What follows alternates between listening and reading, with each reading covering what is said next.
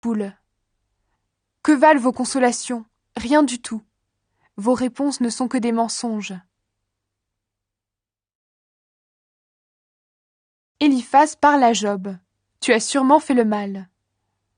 Alors Éliphaz de Théman a pris la parole. Il a dit à Job. Est-ce qu'un être humain peut être utile à Dieu? Il est plutôt utile à lui-même s'il se conduit avec sagesse. Mais que gagne le Tout-Puissant si tu lui obéis? Quel profit pour lui si tu mènes une vie sans reproche? À ton avis, s'il te corrige, s'il te fait un procès, est-ce parce que tu lui es fidèle? C'est plutôt parce que tu as fait beaucoup de mal et qu'on ne peut pas compter tes fautes. Par exemple, tu as demandé sans raison des biens à tes frères comme garantie pour leurs dettes. Tu leur as pris le seul vêtement qu'ils avaient. Tu n'as pas donné d'eau à celui qui avait soif. Tu n'as pas nourri celui qui avait faim. Mais tu as laissé les gens puissants prendre les terres des autres, et les orgueilleux se sont installés là. Tu as renvoyé les veuves les mains vides, et tu as écrasé les orphelins. C'est pourquoi des pièges t'entourent, et tu as peur tout à coup. C'est la nuit, tu ne vois plus rien, tu es noyé dans le malheur. Dieu est là-haut dans le ciel. Regarde les étoiles les plus hautes. Elles sont vraiment loin. Alors tu as dit, qu'est-ce que Dieu peut savoir? Est-ce qu'il peut nous juger à travers les nuages? Ils sont pour lui un voile épais. Dieu ne voit rien quand il se promène autour du ciel. Est-ce que tu veux continuer à marcher sur les chemins d'autrefois, ceux que les gens mauvais ont toujours suivis? Ils ont disparu plus tôt que prévu, comme un mur emporté par un fleuve. Ces gens-là disaient de Dieu qu'il nous laisse tranquilles. Il est le Tout-Puissant, mais il ne peut rien contre nous. Pourtant, c'est lui qui avait rempli leur maison de richesses. Mais je n'imite pas la façon de vivre de ces gens-là. En voyant ce qui arrive aux gens mauvais, ceux qui obéissent à Dieu se réjouissent, et les innocents se moquent d'eux. Ils disent « Voilà nos ennemis détruits, le feu a dévoré leurs biens. » Fais donc la paix avec Dieu, et tout ira bien. Tu connaîtras de nouveau le bonheur. Accepte l'enseignement que Dieu te donne, et mets ses paroles dans ton cœur. Si tu reviens vers le Tout-Puissant, il te rendra le bonheur. Éloigne-toi de tout ce qui est mauvais. Jette ton or par terre, ou abandonne ton or pur parmi les pierres du torrent. Le Tout-Puissant sera pour toi une montagne d'or et d'argent. Alors tu trouveras ta joie dans le Dieu Tout-Puissant, et tu le regarderas avec confiance. Quand tu le prieras, il t'écoutera, et tu pourras faire pour lui ce que tu as promis. Tout ce que tu décideras de faire réussira, et ta route sera bien éclairée. Oui, Dieu détruit les projets des orgueilleux, mais il fait réussir ceux qui sont petits à leurs propres yeux.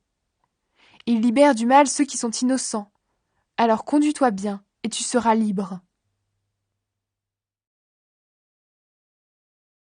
Réponse de Job. Je voudrais bien savoir où Dieu se trouve. Alors Job a répondu. Je suis toujours révolté contre Dieu, et je continue à me plaindre. Pourtant le malheur que Dieu m'envoie est plus grand que ma plainte. Je voudrais bien savoir où Dieu se trouve. J'irai jusqu'à sa maison. Je lui présenterai ma défense. J'aurai beaucoup de reproches à lui faire. Je connaîtrai ses réponses. Je comprendrai ce qu'il me dirait. Est-ce qu'il m'attaquerait brutalement? Non, il m'écouterait avec attention. Dieu reconnaîtrait une chose. Celui qui discute avec lui est un homme droit. Et lui qui est mon juge me rendrait justice une fois pour toutes.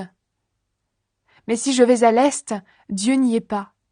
Si je vais à l'ouest, je ne le trouve pas. Est-ce qu'il est occupé au nord? Je ne le vois pas. Quand je reviens au sud, je ne l'aperçois pas. Pourtant, il connaît bien le chemin que je prends. S'il me fait passer par le feu de la souffrance, j'en sortirai pur comme l'or. J'ai suivi fidèlement ses traces. J'ai gardé sa route sans m'éloigner. Je ne me suis pas écarté de ses commandements. J'ai gardé dans mon cœur tout ce qu'il m'ordonnait. Mais c'est lui qui décide. Qui peut le faire changer d'avis? Ce qui lui plaît, il le fait. Il réalisera donc jusqu'au bout ce qu'il a décidé contre moi, et il a beaucoup d'autres idées comme celle-là. C'est pourquoi je suis effrayée devant lui. Plus je réfléchis, plus j'ai peur de lui. Dieu me décourage. Le Tout-Puissant me fait trembler de peur. Pourtant, malgré la nuit, Malgré l'obscurité qui me couvre, je n'ai pas gardé le silence. Suite de la réponse de Job. Dieu laisse agir les gens mauvais. Pourquoi est-ce que le Tout-Puissant n'a pas prévu des jours pour juger les gens? Alors ceux qui sont fidèles à Dieu le verraient agir. Mais non, les gens mauvais déplacent les bornes des champs.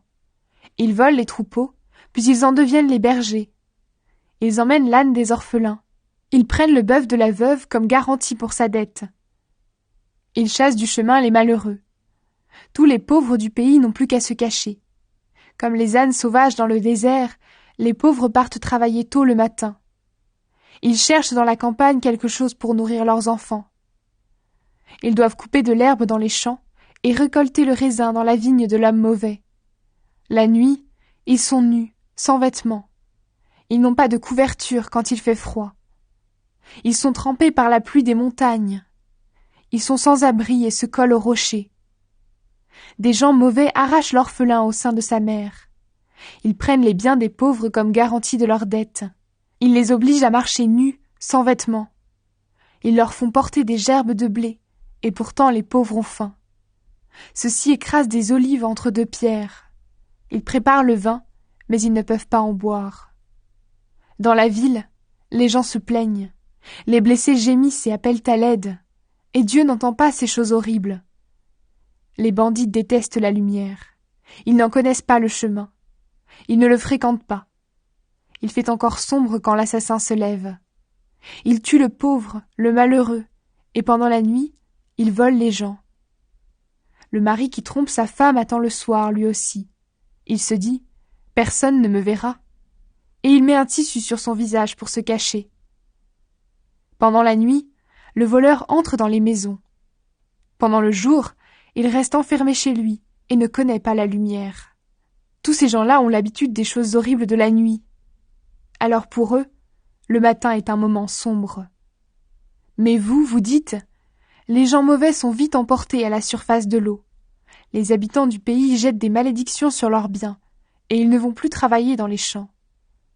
Comme la neige fond au soleil, de même tous ceux qui ont fait le mal disparaissent dans le monde des morts. Les femmes qui les ont mis au monde les oublient, et les vers les dévorent avec plaisir. Personne ne parle plus jamais de ces gens-là, mais leur méchanceté est brisée comme un arbre tombé. Ils ont fait souffrir les femmes qui ne pouvaient pas avoir d'enfants, ou bien ils ont été durs avec les veuves. Mais Dieu est assez fort pour chasser les dictateurs. Quand Dieu se lève, ces gens-là ne sont plus sûrs de rester en vie. Pourtant, il leur permet de se croire en sécurité, mais il surveille leur conduite. Les gens mauvais se redressent un petit moment, puis ils disparaissent. Ils tombent comme une plante coupée, ils sèchent comme des épis récoltés. Est-ce que c'est faux? Qui me traitera de menteur? Qui peut effacer ce que j'ai dit? Bildad parle. L'être humain n'est rien devant Dieu. Bildad de Choua a pris la parole. Il a dit à Job: Dieu possède un pouvoir immense et terrible. Il fait la paix jusqu'au sommet du ciel. Est-ce qu'on peut compter ses armées? Est-ce que son soleil ne brille pas sur tous? Comment un être humain peut-il se croire sans défaut devant lui? Comment l'enfant d'une femme peut-il se croire pur? Pour Dieu, la lumière de la lune est faible, et celle des étoiles n'est pas claire. Alors que dire des humains? À ses yeux, ils ne sont que des vers de terre, de pauvres insectes. Réponse de Job à Bildad. Tu parles pour ne rien dire. Alors Job a répondu à Bildad. Tu sais vraiment bien aider le faible, celui qui n'a plus de force. Tu sais vraiment bien conseiller ceux qui manquent de sagesse et répandre ta science un peu partout. Mais ces discours sont pour qui? Qui te les souffle? Suite de la réponse de Job. Dieu est le maître de tout. Sous la mer et tous ses habitants, les morts tremblent de peur. En effet, le monde des morts n'a pas de secret pour Dieu, et aucun voile ne le cache à ses yeux. C'est Dieu qui étend le nord du ciel sur le vide, qui suspend la terre sur rien du tout. Il enferme